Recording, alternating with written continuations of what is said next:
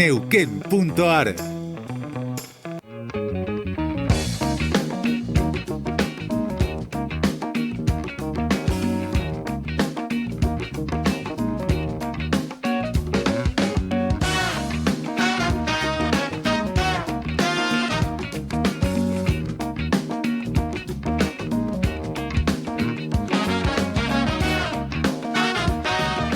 Volvemos al aire, últimos minutos de Neuquén.ar, y ya estamos en comunicación con Ariel Biondi, coronel, gerente de tecnología de Delpim IA para la toma de decisiones informadas. Esto es, toma de decisiones informadas a partir de la inteligencia artificial, sobre todo en empresas pyme. Ariel Biondi, coronel, gracias por atendernos. Vanessa Millar y Santiago Montorfano los saludan. Hola Vanessa, Santiago, mucho gusto. Bueno, un placer. Buen día. Gracias por atendernos. Bueno, esto es una iniciativa que hacen Vision y Cenova para acercar herramientas de inteligencia artificial al entramado pyme neuquino. ¿En qué puede beneficiar la inteligencia artificial a las pymes? Bueno, es una iniciativa que nos convocan para empezar a romper ese temor sobre esta tecnología nueva que viene a cambiar un poco el ritmo, ¿no? Uh-huh. Y particularmente a las pymes les propone un acelerador. No sí. Es un cambio de paradigma totalmente, pero sí es una oportunidad nueva, ¿no? Uh-huh. Quien no utilice estas herramientas que aceleran tanto los procesos productivos, probablemente queden relegados. Entonces, por eso la idea de que las pymes adopten estas tecnologías, ¿no? Bueno, y hay, no sé, a ver, vamos a suponer una pequeña y mediana empresa que produce helados, por ejemplo, y los vende. ¿Cómo aplicás en el día a día alguna herramienta de esta tecnología? Bien, muy interesante porque justo las cuestiones que tienen que ver con lo palpable, con lo real, es donde se piensa que no hay nada por hacer. Pero en el caso que vos me decís de una empresa que produce helados, sí. Vamos a encontrar 3 estadios de esa empresa. Cuando se formó como emprendimiento, como una idea, sí. Se puede probar si eso es válido. Lo que antes se hacía con un focus group se puede hacer charlando con ChatGPT, por ejemplo. Y eso me puede decir dónde pongo esa heladería, dónde pongo la fábrica, cómo voy a gerenciar mi logística. Y luego, en el momento de crecimiento, sí. Me va a permitir perfeccionar los procesos internos, hasta llegar a una sistematización, donde ahí ya llego a un grado de madurez que me permite introducir agentes de inteligencia artificial que hacen escalar la empresa y la potencia mucho más. Claro. Pero no se necesita el dato duro, porque si yo de la nada le pregunto a ChatGPT que saque algún tipo de estadística, puede ser que no tome fuentes confiables justamente como para que a mí me permitan saber que esos datos son realmente fehacientes. No hay un paso previo donde yo tengo que aportar toda una serie de datos para que tal vez los analicen, pero que sean fidedignos. Es totalmente cierto eso. Se basa en el dato. O sea, acá lo que estamos haciendo es tener una nueva herramienta que potencia la información y los datos que nosotros previamente tenemos. Entonces, cuando nosotros llegamos en ese estadio intermedio como el que les decía recién, sí. Donde vamos a revisar los procesos de la empresa, lo primero que revisamos es cómo viene esa estructura de datos. Y lo que se hace es generar automatizaciones para que esos datos vengan bien normalizados y los podamos utilizar con una herramienta como la inteligencia artificial. Y en el mejor caso, que les decía, la agentización, nos va a permitir que la propia información de nuestra empresa esté dentro de lo que se llama un RAG local, que es Retrieval Augmented Generative.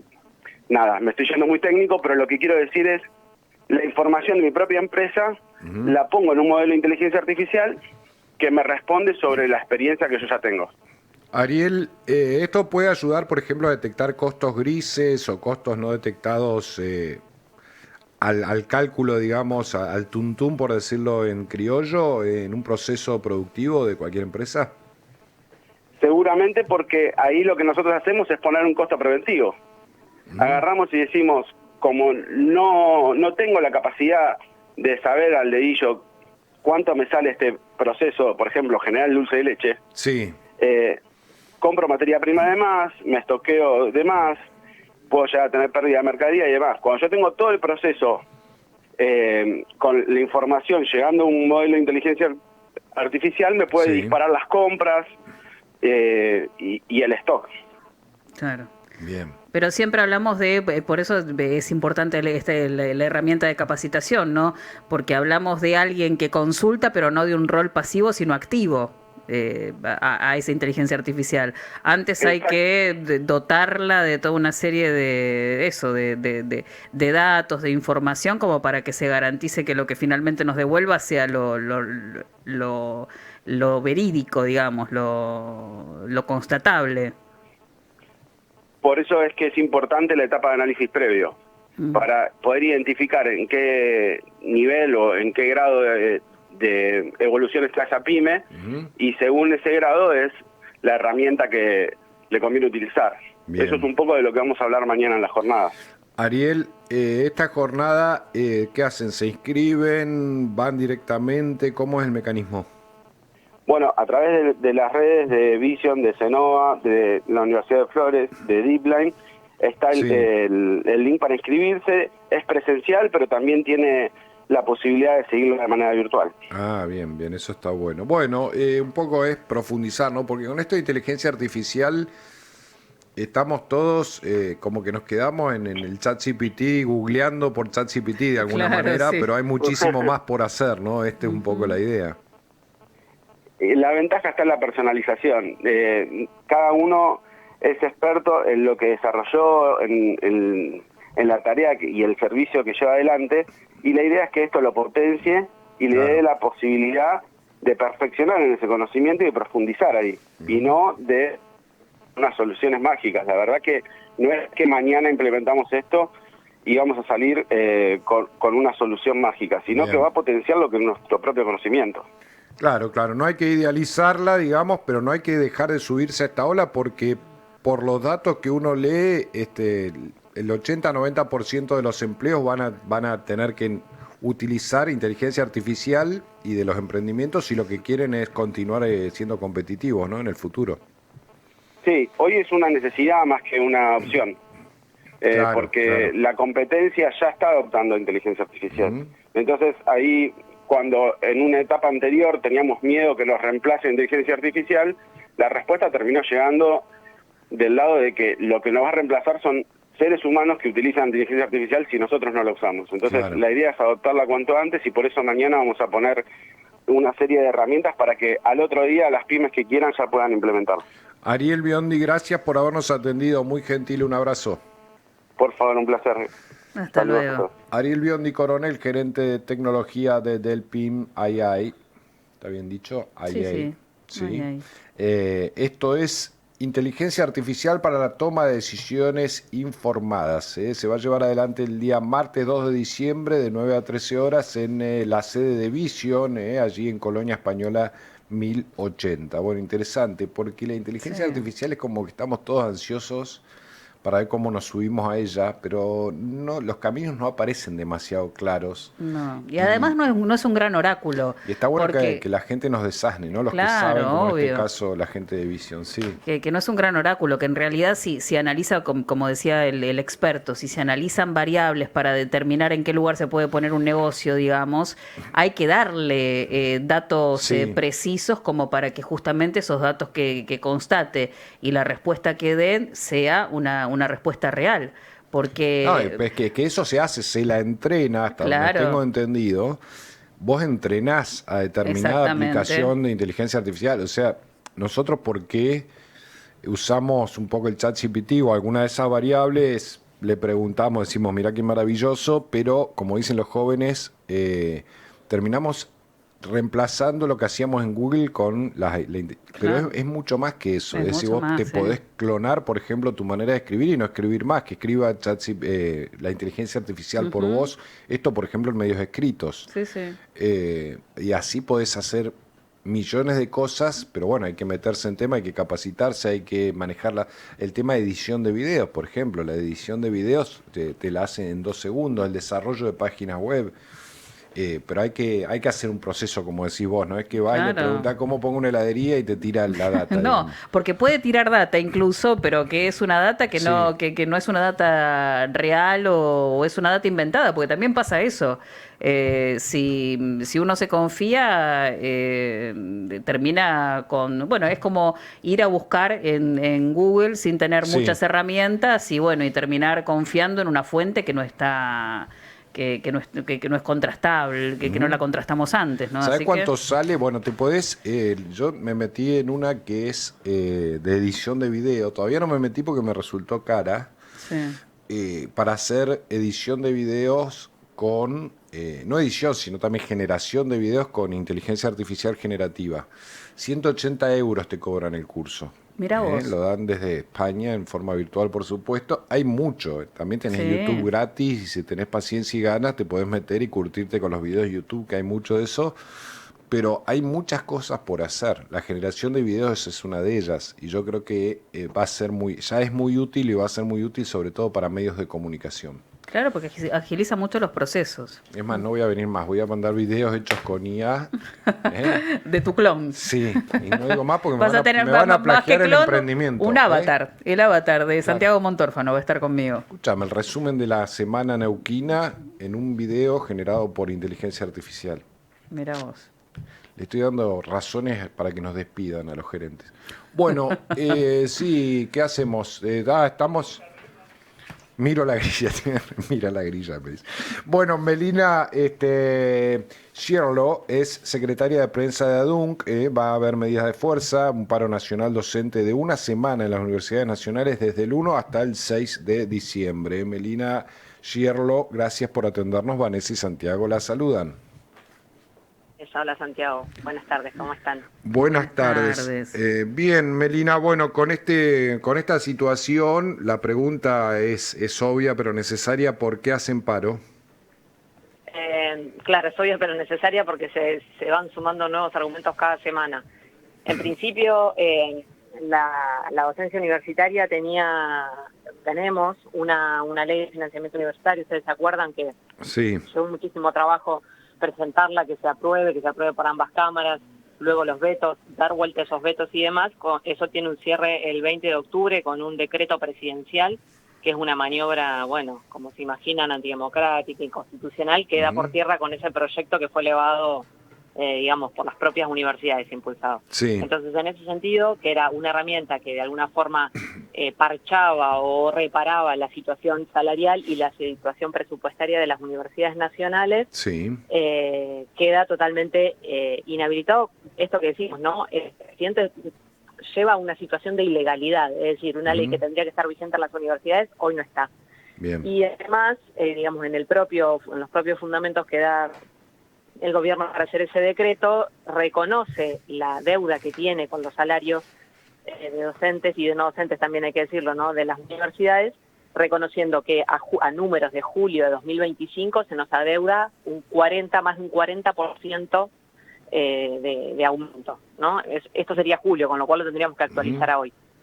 Pero digo, primero tenemos eso, que estamos en una situación de ilegalidad por el no cumplimiento de la ley. Por otro lado, y por otro lado, digamos, otros incumplimientos que el propio gobierno lleva, que es hace un año que no tenemos instancia paritaria, ¿no? Instancia genuina de las y los trabajadores. Y por otro lado, bueno, el atraso propio que hay, todo eso lleva a una situación muy difícil de sostener en las universidades y por eso, bueno, una semana de paro llamado por nuestra federación que nos nuclea, que es la CONAVE Histórica, desde el 1 hasta el 6 de noviembre, que es producto también de diciembre, ¿no? Ahora del 1 al 6 de diciembre. Sí, dije noviembre. Sí. Pero... Perdón. No, Gracias, no, Santiago. está muy bien. Así estamos un poco. Pero del 1 al 6 de diciembre, claro, arranca la semana que viene y es a nivel nacional. Y que es producto, les decía, de bueno, una consulta nacional también que articulamos, que hicimos también para ver esto, qué instancias de lucha y qué medidas dábamos y bueno, este fue el resultado que es esta semana que inicia. ¿Le tienen fe al presupuesto que se va a discutir en el Congreso?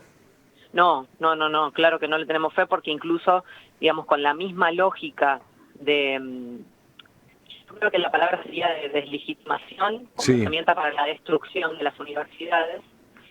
Digo, si nos remontamos, pasa que estos 2 años fueron como muy largos, ¿no? Pero si nos remontamos a comienzos del gobierno de Javier Milei, ya se hablaba de el curro que había dentro de las universidades, por eso se hablaba de voucher, luego se habló de la falta de las auditorías, luego van buscando distintas herramientas con las cuales deslegitimar y el producto o lo que busca es la destrucción. Y en este sentido, fíjate que el presupuesto, este presupuesto 2026, tiene apenas la mitad, un poquito más de la mitad del presupuesto que se elevó a través del Consejo Interuniversitario Nacional, es decir, que las universidades construyeron sus presupuestos de abajo hacia arriba, eso da 7.8 billones, y lo que se asigna en esa ley de presupuesto 2026, 7.5 creo que es, y es 3.8 billones lo que se impone como presupuesto para las universidades nacionales. Fíjate que no tiene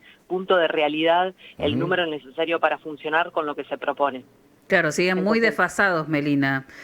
Ahora porque uno te escucha y dice, bueno, están todavía negociando por el retraso salarial que quedó, por todos los incumplimientos, y tienen que enfrentarse lo que viene, porque con la misma lógica como vos mencionás, van a querer que se fijen los parámetros para el año próximo, ¿no?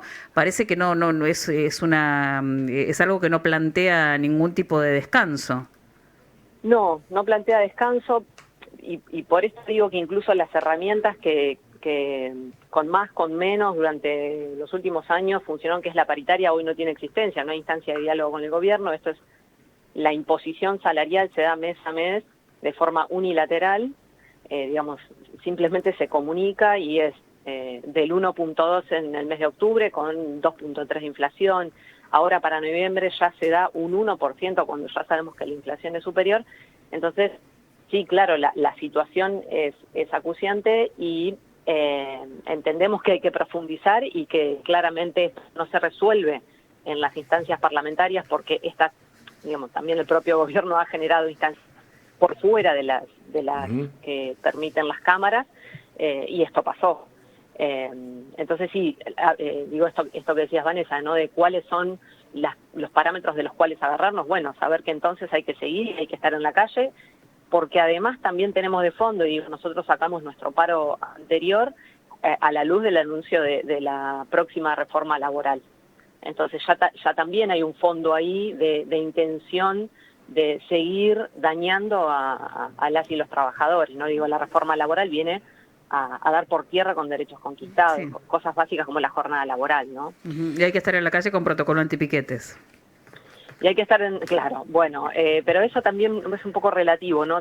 Digo, pensando y revisando el año, yo puedo hablar sobre todo de las movilizaciones desde la propia universidad o convocadas, pero digamos acogidas por toda la sociedad. Esas movilizaciones nunca se les pudo aplicar el protocolo, ¿no? Creo que eso tiene que ver también con algo que ya vamos sacando como conclusión, que es la unidad de todos los sectores, la unidad de las luchas, la masividad, el estar en la calle. En esas instancias no han podido aplicarlo.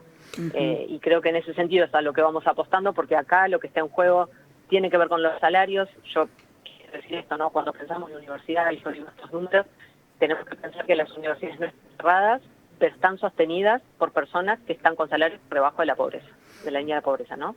Entonces, ese es el sostén de la universidad. Ese hilo depende una institución, digamos, yo me animo a decir gloriosa como es la universidad pública, donde, claro, la UNCO nos toca acá, pero digo, lo mismo pasa en todo el país. En Bahía, todo, ¿no?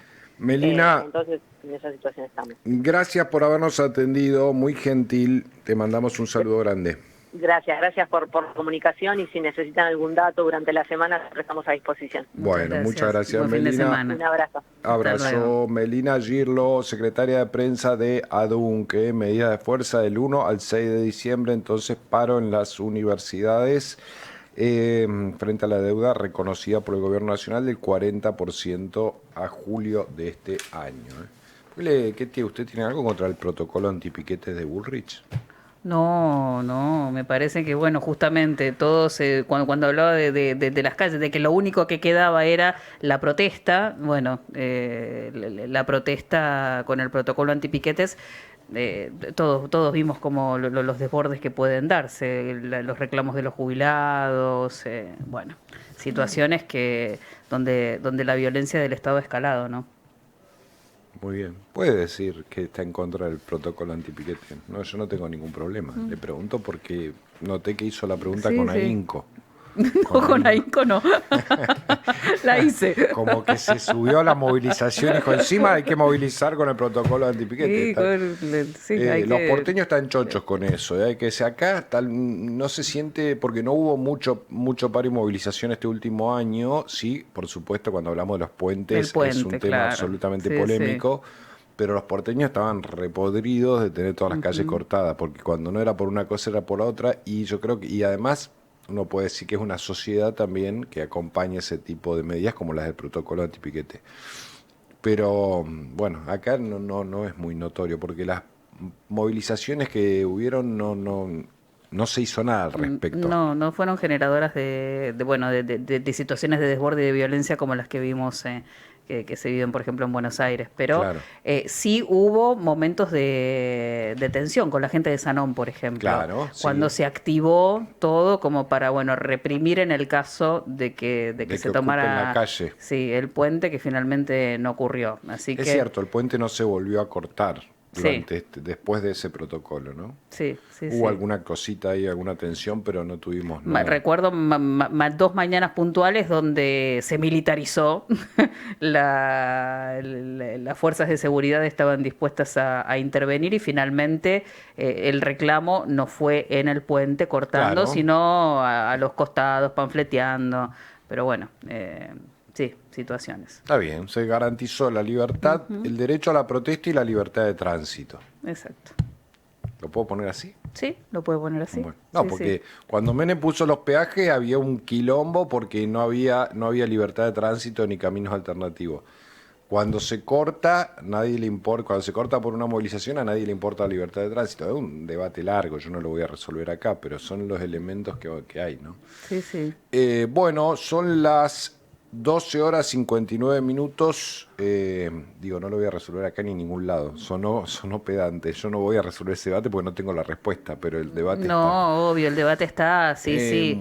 Bueno, de hecho, hablamos de protocolo antipiquetes, del derecho a huelga también, cuando hay algunas modificaciones que se quieren hacer para impedir justamente que se tome una actitud de huelga como algo que tiene que ver con la interrupción del trabajo, como si ese derecho no estuviera, bueno, nada, cosas que que se pusieron en discusión en este ¿Quiere que tiempo. nos llamemos a Bermúdez así se pelean?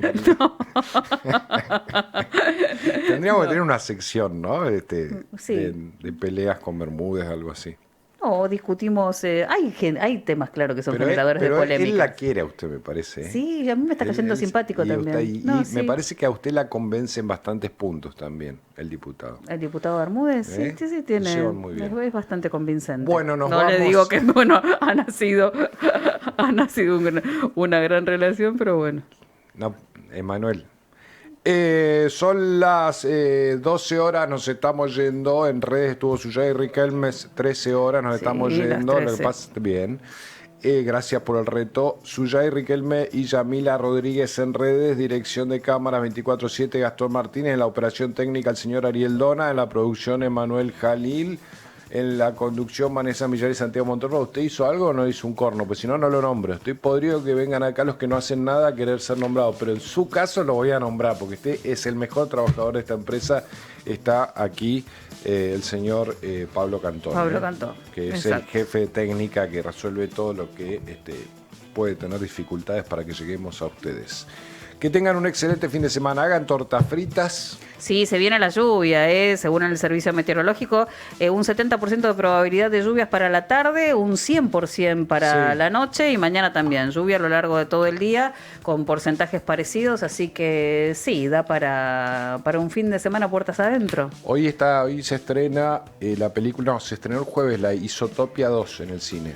los que quieran ir al cine. Bien. Estoy al tanto de toda la agenda infantil. La agenda infantil, sí. bien. Se compran unos pochoclos, creo que es $3.500 te vale el costo del pochoclo. Bueno, nos vamos. Chau, chau. Neuquén Informa. Noticias destacadas. El gobernador Rolando Figueroa aseguró que las nuevas concesiones para las represas del Comahue contemplan que la provincia perciba regalías hidroeléctricas al 100% del valor de la energía generada y que por primera vez se cobrarán en especie para administrar directamente esos recursos e invertirlos en obras. Se llevan la energía de nuestra tierra y no nos dejan nada. Nosotros vamos a cobrar nuestras regalías en especie para tomar la energía y nosotros administrar los valores a los cuales vamos a promocionar algunas industrias para que en Neuquén pueda seguir creciendo la generación de trabajo genuino para nuestra gente. Más información en neuqueninforma.gov.ar.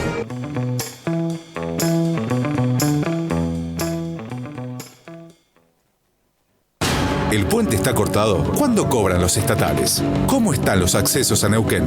¿Qué pasó? Búscanos en Twitter como AM